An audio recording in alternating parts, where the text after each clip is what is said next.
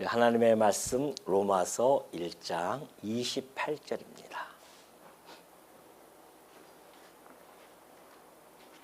로마서 1장 28절.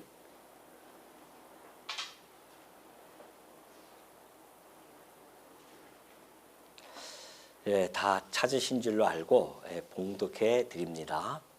또한 그들이 마음에 하나님 두기를 싫어하며 하나님께서 그들을 그 상실한 마음대로 내버려 두사 합당하지 못한 일을 하게 하셨으니 곧 모든 불의, 추악, 탐욕, 악의가 가득한 자요 시기, 살인, 분쟁, 사기, 악독이 가득한 자요 수곤수곤하는 자요 비방하는 자요 하나님께서 미워하시는 자요 능욕하는 자요 교만한 자요 자랑하는 자요 악을 도모하는 자요 부모를 거역하는 자요 우매한 자요 배약하는 자요 무정한 자요 무자비한 자라. 그들이 이 같은 일을 행하는 자는 사형에 해당한다고 하나님께서 정하심을 알고도 자기들만 행할 뿐 아니라 또한 그런 일을 행하는 자들을 옳다 하느니라. 32절까지 봉독해 드렸습니다. 우리는 지난 시간부터 맞닥뜨리기 싫은 우리 인간의 비참한 현실 앞에 우리는 지금 놓여져 있습니다. 지난 시간에 살펴보았듯이 하나님을 떠난 자들을 하나님께서 그냥 마음의 정욕대로 내버려 두니까 썩어질 것들을 가지고서는 하나님의 영광을 바꾸는 이런 엄청난 죄를 범하는 것을 우리는 살펴본 바가 있습니다. 이 인간이 보여줬던 그런 종교적 타락은 하나님께서 이미 10계명을 통하여 1계명부터 4계명을 범죄하는 그러한 인간의 모습을 잘 보여준 바가 있죠. 오늘 우리가 1장 28절부터 살펴보는 것은 종교적 타락에 의해서 나타나는 도덕적 타락입니다. 이 도덕적 타락은 하나님께서 일찍이 이스라엘 백성에게 주셨던 그 10계명 5계명부터 10계명의 죄를 범하는 그러한 내용입니다. 28절에 보면 그러죠. 또한 그들이 마음에 하나님 두기를 싫어합니다. 하나님 마음에 하나님 두기를 싫어하는 것은 우리의 이 타락한 삶의 모습과 우리가 이제 아담 이후로 타락해서 살아가는 우리 인간들의 모습은 하나님이 뜻하는 바, 하나님이 좋아하고 하나님이 싫어하는 곧 하나님의 선악된 삶을 싫어합니다. 왜냐하면 스타일이 맞지가 않아요. 하나님이 선악과 인간이 가지고 있는 선악은 전혀 다릅니다. 그렇기 때문에 인간들은 마음에 하나님 두기를 싫어할 수밖에 없죠. 하나님은 이웃을 사랑하라고 하는데 우리는 이웃 사랑보다는 나 자신을 사랑하기를 더 좋아합니다. 하나님은 보이지 아니하는 하나님을 사랑하라고 하는데 인간들은 보이는 우상을 더욱 사랑합니다. 이러한 것들이 하나님을 마음에 두기 싫어하는 그런 인간들의 모습으로 나타나는 겁니다. 하나님을 거부한 그러한 마음은 곧 하나님을 잃어버리는 상실한 마음이 되어집니다. 하나님은 우리 인생에 있어서 가장 가치로움입니다. 그 가치로움이 없는 그러한 마음은 곧 하나님을 거부한 그런 마음의 결과는 참으로 참담하고 비참한 현실로 나타나는 것이 바로 29절부터 보여줍니다. 하나님은 그들을 상실한 마음대로 그냥 내버려 둬요. 우리가 24절에서 보여주었듯이 마음의 정욕대로 그냥 내버려 두십니다. 또 26절에 보여주듯이 부끄러운 욕심에 그냥 내버려 두었어요. 오늘도 역시 마찬가지입니다. 하나님을 상실한 마음대로 그냥 내버려 두니 인간의 모습이 얼마나 비참한지 이제 우리는 하나하나 살펴보도록 하겠습니다. 합당하지 못한 일을 하게 하십니다. 이것은 하나님이 우리를 그렇게 만들었다는 것이 아니라 그냥 하나님을 상실한 마음대로 내버려 두었더니 인간들이 하나님 앞에서 합당하지 못한 일들을 행한다는 것입니다. 그 합당하지 못한 일들을 하나하나 적나라하게 열거하기 시작하는데요. 아마 여러분이 오늘 좀 약간 좀 듣기가 거북할 수도 있습니다. 그 용기를 가지고 한번 우리가 맞다 들어봅시다. 자, 29절 보니까 그래요. 곧 모든 불이 그렇게 하잖아요. 그러니까 우리가 이제 불의하다고 하는 것은 우리의 마음이 이미 하나님을 상실한 그 결과로 나타나는 것이죠. 자, 우리가 예레미야 17장 9절에 보면요. 이렇게 설명이 되어져 있습니다. 만물보다 거짓되고 심히 부패한 것이 있대요. 그것이 바로 우리 인간들의 마음이라는 겁니다. 아까 얘기했듯이 하나님을 상실한 그 마음은 부패할 수밖에 없습니다. 근데 그냥 부패가 아니에요. 어떻게 해요? 심히 부패합니다. 근데 그 부패한 마음을 누가 알겠습니까? 제가 이렇게 겉에는 멀쩡하게 생겼어도요. 제 마음속에 이 부패한 마음을 여러분들은 알 수가 없잖아요. 물론 대충은 알 수 있겠지만은 그러나 정말 낱낱이 알 수는 없습니다. 저희의 살아온 발자취를 여러분이 본다고 한다면 아마 까무러칠 수도 있습니다. 그럼에도 불구하고 여전히 저는 겉으로 이렇게 겉모양을 이렇게 멋있게 단장을 하고 여러분 앞에 섰기 때문에 여러분이 잘 모르죠. 그러나 하나님이 있습니다. 우리의 마음을 심히 부패한 마음을 너무나 잘 알고 계시는 분은 오로지 여호와 하나님 한 분뿐이 없습니다. 그것이 10절에 나타나죠. 나 여호와는 심장을 살핀다는 겁니다. 심장이라고 하는 것은요. 우리의 마음속에 이 마음을 다 살펴준다는 것이죠. 우리의 속내를 다 꿰뚫고 보고 계신다는 겁니다. 우리의 폐부를 시험하셔요. 폐부라고 하는 것은 우리 인간의 깊은 곳 아닙니까? 그 깊은 곳을 하나님은 다 아시고 시험해 보십니다.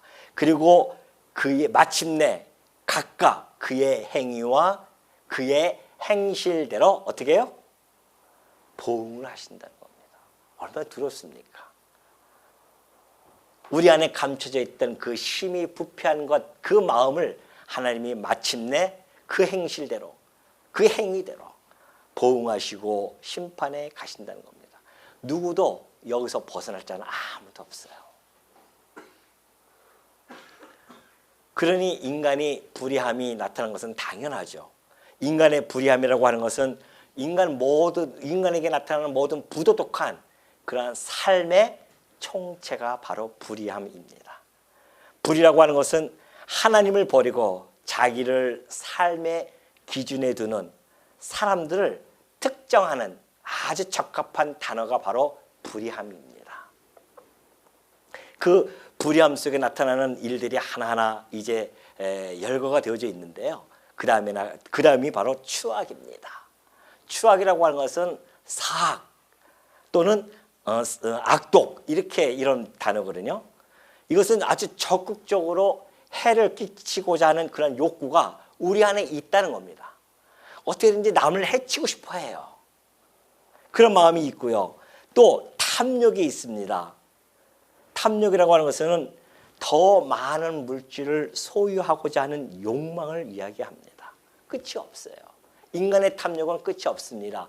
인간의 탐욕은 마치 무적인 것 같아요. 세상 사람들은 밑빠진 독이라고 그렇게 표현하지만 성경적인 표현을 본다고 한다면 무적인과 같다는 겁니다. 끝이 안 보입니다. 아무리 채워도 그 탐욕을 채울 방법이 없어요. 자기의 목표와 그리고 만족을 하나님께 둬야 하는 인간들이 그 하나님을 잊어버리니까 오로지 자기 자신의 그 소유함 그리고 어떻게든지 그 자기의 능력을 발휘해서 그 탐욕을 채우고자 하는 그런 곳으로 만족을 구하는 이런 모습을 우리 인간들은 잘 보여주고 있죠. 아무리 우리가 그 탐욕을 부려서 가지고 있다 한들 우리 주님이 말씀하셨던 것처럼 모든 생명은 그 소유의 넉넉함에 있지 않다고 그렇게 이야기하고 있습니다. 우리의 생명은 소유가 많다고 해서 우리 생명이 얻어지는 것이 아닙니다. 그러면서 예를 하나 들어주시잖아요. 어떤 부자가 그날 곡식이 너무 많이 걷어들입니다. 그러니까 오늘은 창고를 더 짓자. 가득 채웁니다. 가득 채우고 나서 더 크게 곡식과 물건을 거기 쌓아두자. 그러면서는 가득 채워둡니다. 이제는 내가 물건을 많이 쌓아두었으니 평안히 먹고 쉬고 놀자. 그래요? 그러니까 그때에 하나님이 뭐라고 말씀하시느냐 하면은 이 어리석은 자여 오늘 밤에 내 영혼을 도로 찾아간다고 한다면 네가 그렇게 많이 준비한 것이 누구의 것이 되겠느냐는 것이죠. 우리 인간들은 자기가 채운 거 다 쓰지도 못하고 죽는 존재들입니다. 그런데도 또 가지고 싶어하는 탐욕이 끝없이 이루어져요. 늘 부족해요. 안 그래요? 우리는 늘 여기 하면 제가 물어보면 아마 넉넉하다는 사람 아무도 없을 거예요. 쓸 것이 있음에도 불구하고 부족하다고 우리는 늘 이야기합니다. 왜 그럴까요? 우리 안에 뭐가 있어요? 탐욕이 있어서 그렇습니다. 그래서 이 탐심은 우상 숭배라고 바울은 과감하게 이야기합니다. 우상 숭배죠. 우상 숭배가 뭡니까? 탐심으로 나타나는 현상이거든요. 우상에게 내가 숭배해서 내 탐욕을 채워주기를 원하는 겁니다. 그러니까 탐심은 우상 숭배입니다. 또 악의가 가득하다고 합니다. 악의가 충만해요. 이것이 바로 여기 뭐 밑에 볼 거 없어요. 제가 여기 다 써놨어요. 아주 빨간 걸로 그냥 다 도배하려고 했는데 너무 마음이 그냥 제가 보더라도 눈이 아프고 마음이 아파가지고서는 볼 수가 없어서 내가 파란 걸로 하나씩 집어넣은 겁니다. 악의가 가득해요. 충만합니다. 이 악의가 충만하다고 하는 것은 내가 이 악이 내 안에 아주 내포되어 있어가지고서는 행동으로 구체화되어 나타나는 모든 죄들, 그런 죄들의 어떤 내적인 그러한 동력입니다. 이 악의가 가득하다고 하는 것은 시기가 있습니다. 시기, 질투가 있어요. 시기는 곧 질투입니다.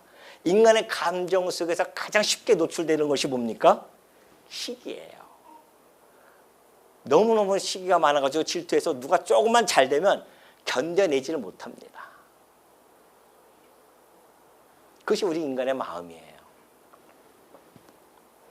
살인을 합니다. 삶을 죽이고 싶어하는 마음이 생겨요.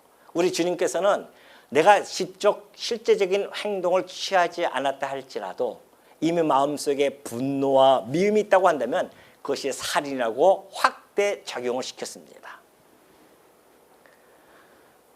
하나님은 우리의 죄성을 보신다는 거죠. 우리 안에 있는 죄성을 보는 것이지 범죄는 이미 그 죄성에 의해서 나타나는 현상이기 때문에 하나님은 그 의도를 보고 계신다는 겁니다. 또 분쟁이 일어납니다. 이 분쟁은 야망과 질투에서 비롯되어집니다. 이 분쟁은 끝없이 나라와 나라 간의 전쟁과 테러로 나타나게 되어지고요. 그리고 이웃과 가정 속에서도 끝없이 분쟁이 일어나고 같은 민족끼리도 대립하고 싸우고 그러지 않습니까? 이런 분쟁이 야망과 질투에서부터 비롯되어진다는 것을 우리는 알 수가 있죠. 사기는 어떻습니까? 기만과 계략을 써서 어떻게든지 자기의 목적을 이루기 위해서 사악하고 음흉한 방법을 갖다가 스스럼 없이 사용합니다. 사기를 치는 거예요.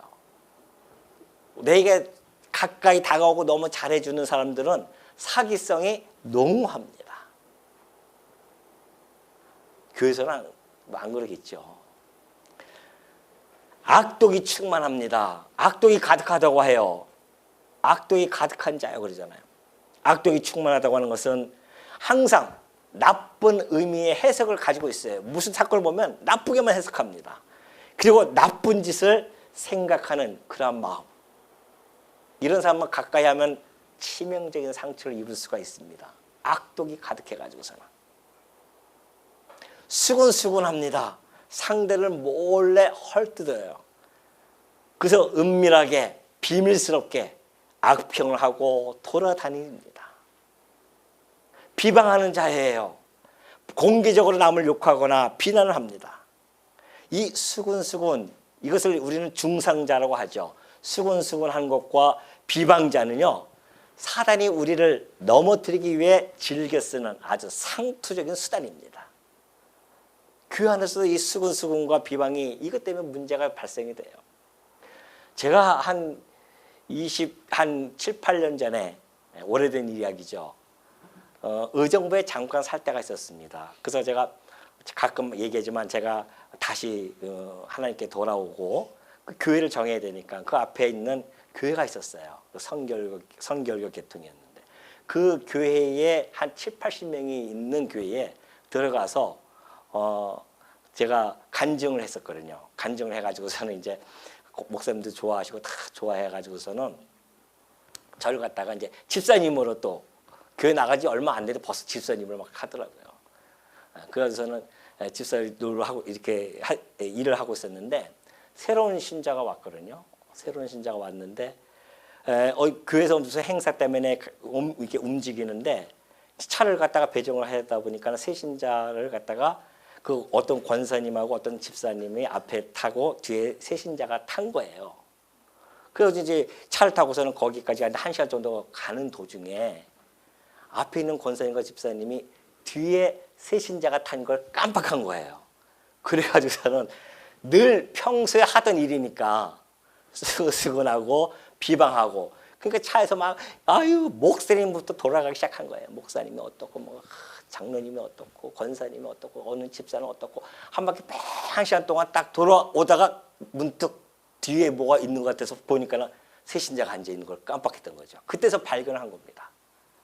새 신자는 그 모든 이야기를 다 들었어요. 이렇게 나쁜 사람들하고 내가 어떻게 신앙생활을 할 수 있겠느냐. 장로 목사부터 시작해서 모든 사람이 다 이렇게 나쁘구나. 그리고 이 욕하는 이 사람들도 더 나쁘고 수근수근하는 거 보니까. 그래서 그 다음부터 교회를 안 나왔어요. 그 주에. 목사님이 궁금해서 신방을 갔단 말입니다. 그러니까 아이고 목사님 교회 가요. 더 나쁜 사람이 많아가지고 제가 못 가겠다고.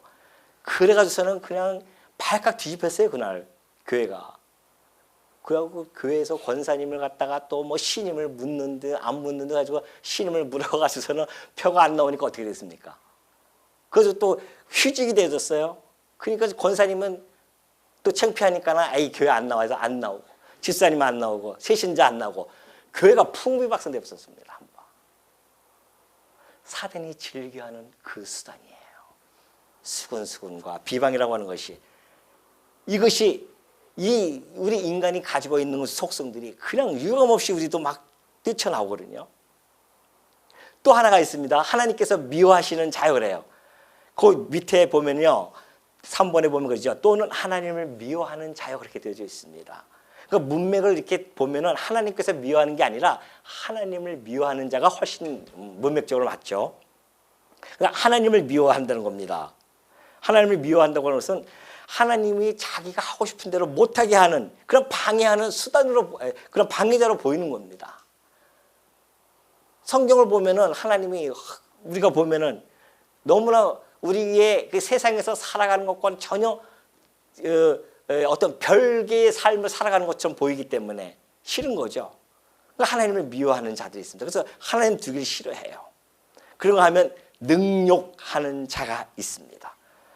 다른 사람을 경멸하고 학대하는 그런 오만한 난폭자들 같은 그런 모습입니다. 그런가 하면 또 교만한 자가 있어요. 교만한 자는 항상 다른 사람 위에 군림하려고 합니다. 생각이라든지 행동이 오만불손합니다. 다 자기 밑으로 봅니다. 이 교만이라고 하는 것은 사단에게서 비롯한 아주 최악의, 이 죄악에 있어서는 최악의 극치입니다. 하나님같이 되고 싶었던 그 아담이 그 교만으로 인해서 그가 범죄를 저질렀던, 그래서 이 교만은요 우리 인간들이 언제든지 나타낼 수밖에 없는 그러한 죄악입니다. 자랑질은 어떻습니까? 엄청난 다른 사람에게 자기의 인상을 아주 강하게 심으려고 엄청 자랑합니다. 사실 자랑할 게 없어서 그렇지. 자랑할 거면 있으면 우리도 왜 자랑 안 하겠습니까? 저는 자랑할 거리가 별로 없어서 못하는 거예요. 저도 자랑거리가 있으면은 여러분 앞에 엄청 자랑할 것입니다. 겨우 그냥 이 얼굴 하나 자랑해가지고서는 여러분에게 그거 하나 자랑하지 딴 건 자랑할 것이 없어요. 믿거나 말거나지만. 악을 도모하는 자들이 있습니다. 항상 악을 도모해요. 이 악을 도모한다고 하는 것은 언제든지 새롭고 다양한 범죄를 양산합니다. 악의 발명가들인 동시에 악의 전령들이에요. 보이스피싱 같은 거. 늘 얼마나 그렇게 머리를 써서 그 악을 행하는지 모릅니다. 악을 늘 도모해요. 부모를 거역하는 자입니다. 부모를 거역해요. 하나님께서 부모에게 부여하신 권리가 있어요. 자식들로 하여금 뭐예요? 공경함과 순종함이 있습니다. 자식들은 부모를 공경하고 순종해야 돼요. 그럼에도 불구하고 그렇게 하지 않고 거역하는 그런 모습들. 아마 여기서 부모 거역하지 아니하신 분들이 많이 있겠죠. 또 우매합니다. 지혜로운 충고에 귀를 기울이질 않아요. 그래서 도덕적인 것뿐만이 아니라 영적인 것도 그러한 통찰력이 다 결여되어진 그런 모습을 보여줍니다. 또 배약하는 자가 있어요. 배약한다고 하는 것은 약속을 위반합니다. 약속을 밥 먹듯이 위반해요. 그럼에도 전혀 양심의 가책을 느끼지 않습니다. 그런 자들은 신용이 없는 거죠. 충실하지도 못합니다. 또 무정한 자가 해요. 무정한 자가 있습니다. 그때 당시에는 이때 로마에 있는 그때 로마에는요. 자식을 낳아서 장애가 있으면요. 그냥 버려버려요. 그래서 무정해 버립니다. 인간의 무정함이 너무나 잘 나타나죠. 인간의 사랑의 기초가 완전히 무너지는 그런 현상이 그때 당시 현상이었습니다. 또 무자비합니다. 고통당하는 이들을 보고서도 동정할 줄은 몰라요. 공감 능력이 완전히 떨어집니다. 자비가 없어요. 당연히 그렇지. 네가 잘못했으니까. 이렇게 그냥 치부해버리는 거죠. 모든 인간관계에 온 영역이 다 부패하고 독소로 다 오염되어져 있습니다. 이것이 인간들의 모습입니다. 그러면서 32절 보니까 그래요. 그들이 이 같은 일을 행하는 자는 사형에 해당한다고 하나님께서 정하심을 알아요. 죄의 싹은 사망입니다. 이 같은 일을 행하는 자는 다 뭐예요? 말하고 싶지 않죠. 이 같은 일을, 이거 앞에 잘 보세요. 이 같은 일을 행하는 자들은 뭐예요? 사형입니다. 하나님이 정하셨어요. 다행히 여러분들의 가슴을 쓸어내리네요. 사형에 해당하는 자가 별로 없으신 것 같아요. 그래서 여러분들이 좀 마음에 안도의 한숨을 쉬는 것 같은데, 자, 사형에 해당하지 아니하시는 분들, 우리 한번 손들어 봅시다. 사형에 해당하지 아니하신 분들. 아까 들으실 때는 그냥 잘 들으시던데 왜 그러시죠? 사형에 해당하시지 아니하는 분이 한 분도 없어요?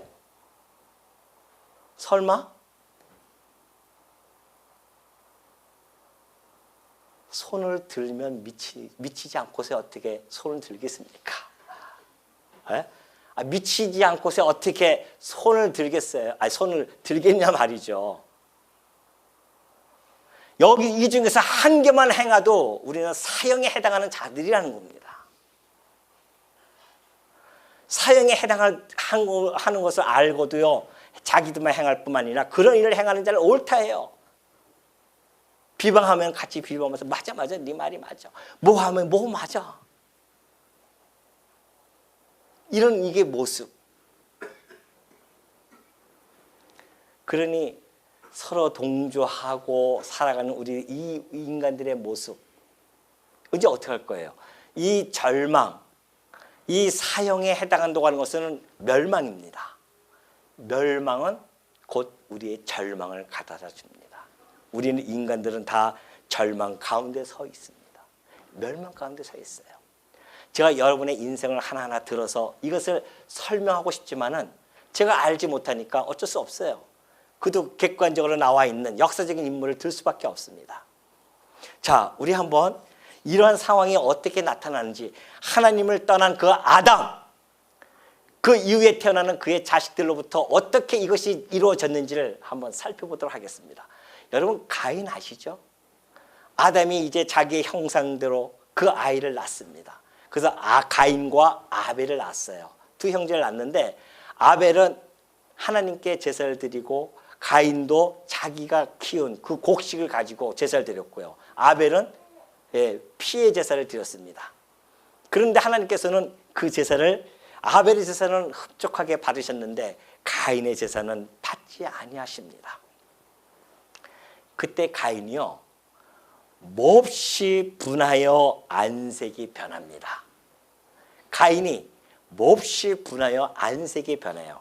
그것이 곧 시기와 분쟁이 일어난 겁니다. 그 마음속에 시기가 일어났어요. 하나님이 어떻게 내 동생의 제물은 받으시고 내 제물은 왜 안 받으시는 거야? 라는 거죠. 거기서 시기가 일어났어요. 분쟁이 일어나기 시작합니다. 그래서 가인이 그의 아우에게 이야기합니다. 아벨에게. 야, 아벨아, 우리 들로 나가자. 그렇게 말합니다. 우리 들에 가자. 그렇게 꼬셔요. 그래서 아벨이 아벨하고 들에 나갑니다. 근데 그때 가인이 아벨을 쳐 죽입니다. 인류 역사상 최초의 살인 사건이 벌어진 거예요. 형제의, 그것도 형제인데, 가인은 그 아벨을 죽이기 위해서 악을 도모합니다. 있잖아요. 악을 도모해요.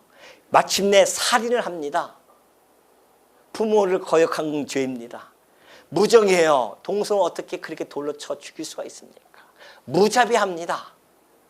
하나님을 상실한 그 가인의 마음속에 부패되어진 그 마음속으로부터 나오는 죄악이 이렇게 결국 범죄로 나타납니다. 이것이 역사 초기부터 시작되어졌습니다. 그때부터 시작해서 모든 인류의 역사가 이런 죄악의 역사로 점철되어졌습니다. 한 사람만 더 예를 들겠습니다. 여러분이 너무나 잘 알고 있는 다윗입니다. 다윗은 하나님의 마음에 합당한 사람이 있었어요. 그 다윗을 하나님이 예선합니다. 왕으로 이미 선택을 해요. 그리고 그 다윗은 얼마나 신앙이 좋았는지 지금도 회자되어지고 있는 그 다윗과 골리앗 사건이 벌어집니다. 골리앗은 칼과 단창으로 나왔지만은, 너는 칼과 단창으로 나왔지만 나는 만군의 여호와의 이름을 들고 나가리라. 그리고 골리앗을 쓰러뜨립니다. 그러한 다윗, 결국은 하나님이 왕으로 세워주셨어요. 먹고 배부르고 평온해집니다. 어느 날 다윗은 옥상 위에 올라가서 먼 산을 바라보면서 주변을 둘러보는데 한 여인이 목욕하는 것을 발견하죠. 거기서 탐욕이 발동되어집니다. 전령을 보냅니다. 그래서 그 여자를 자기에게 데려오게 하죠. 여자와 그 여자의 이름은 바세바였었습니다. 그리고 그 여자와 동침을 합니다. 다윗은 불의함과 추악함과 탐욕으로 그 여인과 동침을 해요. 그리고 그 여인이 마침내 임신을 했어요. 다윗은 그 소리를 듣습니다. 그리고 전령을 보내서 우리아를, 전쟁터에서 그의 남편이죠, 우리아가 남편을 오라고 해요. 불러드립니다. 그리고 가서 남편을 갖다가 너 집에 가서 좀 편히 쉬어라 그러면서 온갖 음식을 다 해서 보냅니다. 그 이야기는 사기를 친 거예요. 지금 사기를 도모합니다. 그 임신을 갖다가 그 남편의 악의로 둔갑시키기 위해서 악을 도모하고 사기를 치죠. 근데 이 우리아는 다윗의 충성심을 보입니다. 왕이요, 그럴 수 없습니다. 내가 어떻게, 우리 동료들이 전쟁에서 지금 죽고 살고 하는데 내가 어떻게 나 혼자 편하게 집에 들어가서 아내와 동침할 수 있겠습니까? 안 가요. 다윗이 너무나 당혹하죠. 몇 번 이게 권면해도 안 하니까 안 되겠다. 그래서 우리아에게 그 군대 장관이었던 요압에게 편지를 씁니다. 편지를 우리아에게 줍니다. 우리아야, 너 이 편지 요압 장군에게 가져가라. 그 편지 내용은 우리아에게 뭐라고 썼냐면, 요압에게, 요압 장군, 당신이 이 우리아가 편지를 가지고 가면 이 우리아를 맹렬한 싸움에 앞세워라. 그리고 너희는 뒤로 싹 물러가라는 것이죠.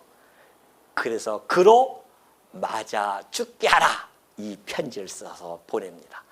우리아는 그것이 자기의 생명을 걷어간다고 하는 것도 모르고 열심히 충성되게 뛰어가서 요압 장군에게 주죠. 요압 장군은 그걸 보고 왕의 명령인데 어떻게 안 할 수 있겠어요? 그래서 결국은 그를 전쟁의 최전선에 보냅니다. 다윗은 맞아 죽게 하라고 하는 그 말 속에 그의 악이, 살인, 악독, 악을 도모하는 이 모든 것들이 이 안에 총체로 다 들어가 있습니다. 마침내 요압은 그 우리아를 최전선에서 죽이고 다시 전령을 보냅니다. 왕이여, 걱정하지 마십시오. 우리아가 죽었습니다. 그때 왕은 다시 전령을 요압 장군에게 보내면서 뭐라고 하는 줄 아십니까? 너는 요압 장군에 가서 이렇게 얘기해라. 혹시 마음에 양심의 가책을 가질 수도 있기 때문에 너는 걱정하지 말라. 칼은 이 사람이나 저 사람이나 다 삼키는 것이 아니냐. 그게 무슨 얘기예요?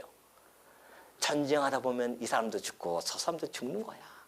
우리아는 그래서 죽은 것뿐이니까 너 너무 그렇게 걱정하지 마라. 그리고 전령에게 요압 장군에게 가서 더욱 힘써 싸우라고 그를 담대게 하래. 용기를 주어라. 그렇게 얘기합니다. 그 속에는 다윗이 얼마나 능욕하는 모습이 나타납니까? 우리아를 능욕했고 교만하며 무자비하고 무정하며 합리화에 능통한 그 모습을 보여줍니다. 그리고 그 죽인 자를 옳다하고 동조를 합니다. 다윗은 하나님이 마음에 합한 자라고 했습니다. 그런 너무나 멋있는 역사적인 인물이 이 1장 29절부터 32절까지에 나타나는 모든 인간의 불의한 그 부도덕한 삶의 총체가 다윗의 밧세바 사건에서 다 드러납니다. 아니, 다윗도 그러할지언데, 하나님의 마음에 합한 그런 다윗도 그러할지인데 우리는 오죽하겠냐 말이죠. 우리는 정말 절망 속에 있을 수밖에 없습니다. 우리는 멸망 가운데 떨어질 수밖에 없는 존재들입니다.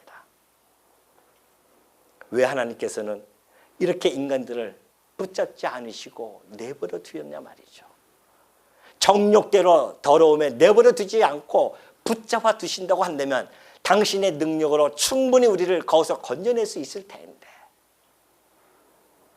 아까 우리 권사님 기도했듯이 돌로도 그 하나님의 아브라함의 자손들을 만들 수 있는 능력을 가지신 분이신데 우리를 붙들어만 주신다고 한다면, 그 부끄러운 욕심에 내버려 두지 아니하시고 우리를 붙들고 계신다고 한다면 우리는 순리가 아니라 영리대로 살아가는 그런 모습에서 벗어날 수가 있었을 텐데, 하나님께서 우리를 당신의 마음을 상실한 대로 내버려 두지 않고 붙들어 주신다고 한다면 우리는 이러한 죄악 속에서 사형에 해당하는 일들에서부터 멀어지면서 하나님을 섬기며 살아갈 수 있었을 터인데 왜 하나님은 그대로 우리를 내버려 두셨을까? 이유는 단 한 가지입니다. 우리로 하여금 철저히 깨닫게 하시는 작업입니다. 우리 안에 요 손톱만큼도 의가 없음을 우리들에게 밝혀주는 겁니다. 인간은 불의한 존재임을 밝혀주는 것이죠. 그 누구도, 여기 서 있는 저로부터 시작해서 여기 계시는 우리 성도님들 모두 다 의로운 자가 한 명도 없음을 깨닫게 하는 겁니다. 우리가 행하는 이 모든 것들이 사형에 해당하는 죄들입니다. 그 사형은 육신의 사형만이 아닙니다. 영원한 지옥불에 던져지는 그러한 멸망의 그러한 죄악들입니다. 어떻게 하냐 말이죠. 우리는 이 앞에서 절규해야 됩니다. 만약에 이 앞에서 절규하지 않으면 앞으로 전개되어지는 3장 이후에 나타나는 그 하나님의 은혜에 감동과 감격이 없습니다. 여기 앞에서 우리가 절규하지 않는데 하나님이 우리를 이곳에서부터 구원해 주시는 그 은혜 앞에 어떻게 우리가 감동하고 감격할 수 있냐 말이죠. 여기서 우리가 절규하는 만큼 우리는 하나님의 은혜에 감동과 감격이 넘쳐날 것입니다. 이것이 바로 죄 많은 곳에 은혜가 더한다고 하는 하나님의 그 구원의 구속의 원리를 하나님이 적용시킨 겁니다. 우리의 죄 많음을 깨달으면 깨달을수록 하나님의 그 은혜가 더욱 크다는 것을 우리는 깨닫게 되어집니다. 10만 원 벌금을 받은 자가 탕감받는 것보다 사형을 받은 자가 탕감받는 것이 어떤 것이 더 은혜롭겠냐 말이죠. 우리가 범하는 이 모든 죄들은 지옥불에 던져질 죄들입니다. 그런데 하나님께서 우리를 그곳에서부터 건져주신다는 겁니다. 하나님의 의를 이 땅에 보내주셔서 이 복음의 말씀으로 하나님을 믿는 자마다 이 하나님의 의를 나타났는데 그 믿음으로 믿음에 이르게 하는, 구원에 이르게 하는 이 놀라운 역사를 이제 하나님이 펼쳐 보이기 위해서 우리를 죄 가운데 그냥 내어버려 두신 하나님의 기쁘신 뜻이 있다는 겁니다. 그곳에서 우리가 건짐을 받는다? 그것처럼 행복함이 어디 있습니까? 그거 하나만 가지고도 우리는 일평생 감동과 감격 속에서 살고도 넘음이 있고요. 넘침이 있고요. 뿐만이 아니라 그 하나님의 은혜의 영광을 찬미하고도 모자란단 말입니다.